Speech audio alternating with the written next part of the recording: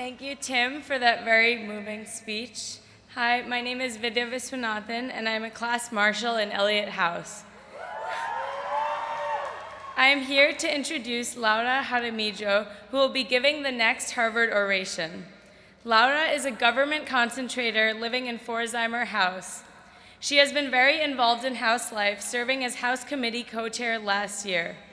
As one friend said, I know very few people who take the privilege to be here at Harvard as seriously as Laura does, and that translates into her always being in the moment and all about making Harvard memorable for herself and other people. Despite a long list of accomplishments at Harvard, one of Laura's proudest moments has been getting to hug Shakira twice at Cultural Rhythms this year. She will be traveling to France next year on the prestigious Michael Rockefeller Memorial Fellowship. She would like to thank her sister and her parents who have traveled all the way from Colombia to be with her on this very special day and who have supported her through thick and thin. Please join me in welcoming Laura Jaramillo to the stage for her Harvard Oration.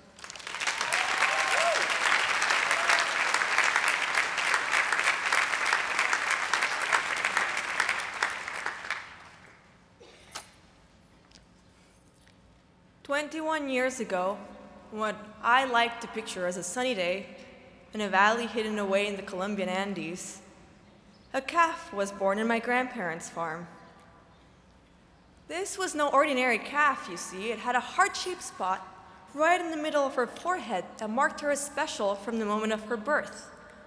Like a bovine Harry Potter, this mark would forever shape her destiny. Precisely because she was so special, she was given as a present to 2-year-old me, and I named her Claramanta. Claramanta grew, and so did I, and soon it was time for me to go to school. My parents wanted to send me to a school that required a large upfront fee. They didn't have enough money at the time, and in the last-minute rush, they made a drastic decision. Claramanta was sold to the butcher shop and made the biggest sacrifice anyone has made for my education. But why am I telling you a story about a dead cow on the eve of our Harvard graduation? I bet that's not how the path to college got started for most of you, but I like to think of it as a reminder of the many completely unplanned and unexpected ways that things can turn out and still be okay in the end. This runs counter to some of the things that we've learned as Harvard students.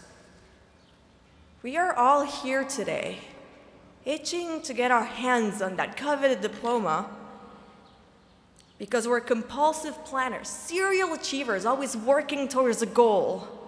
Work hard, we've been told since we were kids, and you will achieve your wildest dreams.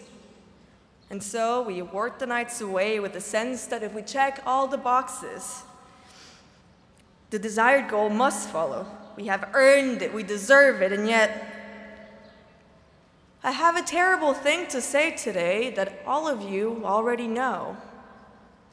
Sometimes plans fall through.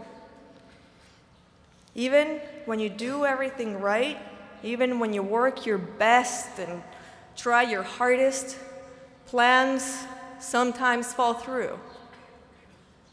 And I should know, as my life has been a spectacular failure of plan making. When I was 13 years old, I had my entire life planned out. I knew exactly what I was going to study, where I was going to work, when I would get married to Ricky Martin, and how many children we'd have together. But I also lived in Colombia in the early 2000s, and the escalating violence one day came knocking on my door. My family was threatened by guerrillas, and within a month, we found ourselves at the Miami International Airport with everything that we could fit in 4 suitcases. I kicked and screamed and complained about the unfathomable unfairness of the world. But life has an implacable way of continuing without break, regardless of how we feel about our broken hearts or trampled dreams. All too soon, I had to pick myself up, learn English, go to school like everybody else, and although it was never the plan to begin with, I somehow ended up at Harvard with the rest of you.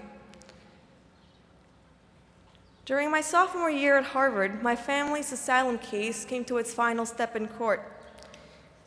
Despite nearly a decade of building a new life, working hard, and doing everything right, plans fell through. Our asylum claim was denied, and once again, we found ourselves packing what we could fit into a suitcase. 3 years ago, I left Harvard, not knowing when I would once again have the luxury of pulling all-nighters at Lamont or complaining over the pho open list over the lack of hot breakfast. I left Harvard with the fear that I might have forever given up the opportunity to wait with you tomorrow for that piece of paper that would validate all of my efforts. And the year that I was gone, hoping and waiting for a visa, I found that not being able to drop the H-bomb in conversation or have it top my resume like a golden seal of excellence didn't really matter as much anymore. I missed arguing with my friends in the dining hall. I missed walking into Annenberg and being reminded of that crazy dream that it is to be a Harvard student. And to be fair, I missed saying really overgeneralized things like that so several thousand Harvard grads could relate. Though, I missed Harvard very much. Unexpected and wonderful things happened when I was gone, too. I rediscovered a place that was recovering from violence. Though I never planned to write, and I hardly knew who the president was, I ended up working as a journalist and covering the most exciting presidential elections in decades. I had a chance to re-meet my family, to travel, to embarrass myself trying to salsa dance almost every weekend. And though I never really knew whether I was coming back to Harvard, and I always hoped to, my unexpected year back in my country was unforgettable in its own way. I cannot step in front of this microphone, the same age as the rest of you and probably less smart, and presume to impart on you some sort of wisdom that you haven't yet discovered on your own. All I can share is what I've learned from my uncanny ability to have my life plans completely fall through.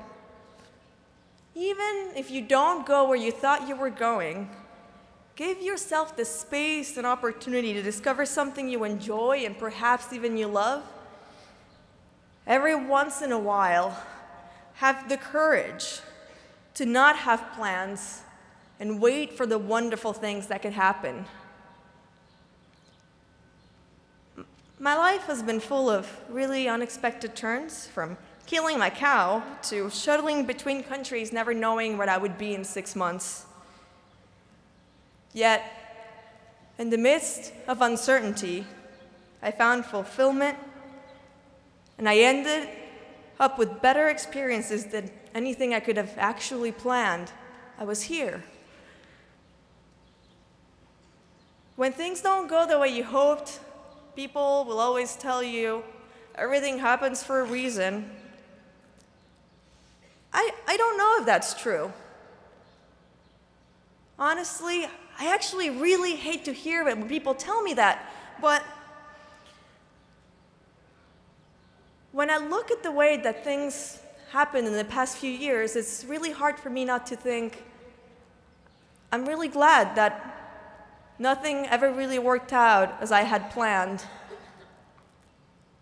Congratulations, class of 2011. I hope that your plans fail in really awesome ways.